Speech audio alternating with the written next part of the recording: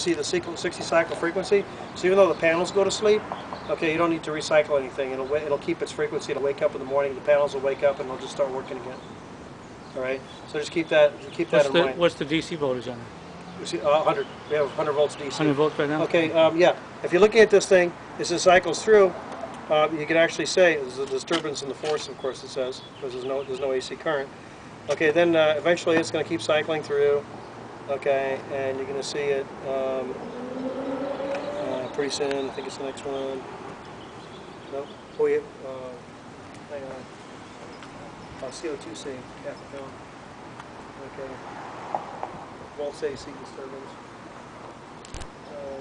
Okay, for the DC volts. Okay, there we go. Volts PV, 100 volts. That's volts photovoltaic, so it's seeing the panel voltage. Okay, so we have 100 volts in the panels. Okay, so that would be our 3 panels in series, right? So we have 100 volts. Now, yeah, so now we're going to come over here. Now, this has all been shut off, all right, and I want to plug it in until we got everything wired up and tested. So we'll come over here, and what I want to do first, I want to make sure that all my breakers are off, and all my breakers are off. Okay, nope, that was on. That's off. Okay, all of our breakers are off, and I'm going to go ahead and plug in my my power over here. Hopefully we won't pop the breaker. We'll see. No, light stayed on. Okay. This one has a little neon light in there that lets you know that the power is still there. Okay. So now the power is on over here. It's off over here. Okay. Well, we'll go ahead and we'll turn this on one at a time. We'll turn on. We've got our breaker in here, so we'll go ahead and turn on our main panel. Okay. Now don't stick your fingers in here right now. It's 120 volts in here. All right, so just be aware of that. Okay, we'll turn this guy on and we'll see what happens. Nothing. That's a good thing.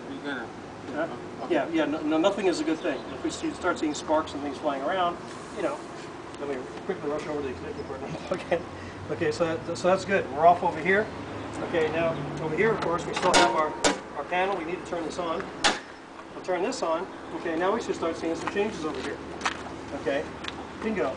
121 volts. Right. A presence on the AC side. Okay, now the yellow light is flashing. It should go into a waiting mode. Okay, give it a second here. By the way, this takes up to 4 or 5 minutes. Okay, see, there it goes. See the green flashing?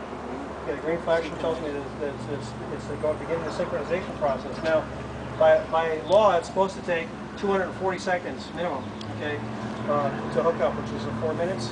And during that 4-minute period, it's actually sitting there and it's beginning to, right? Beginning to synchronize the sine waves, right? Get them lined up. But it's also checking for ground faults.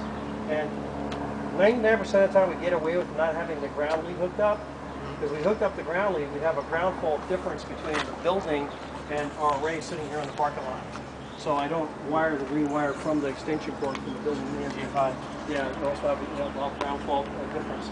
Now, the ground fault protection on this is this little fuse right here in the middle. See on the bottom? So it's a 1 amp fuse. If you don't have that in, the system's not going to work, right?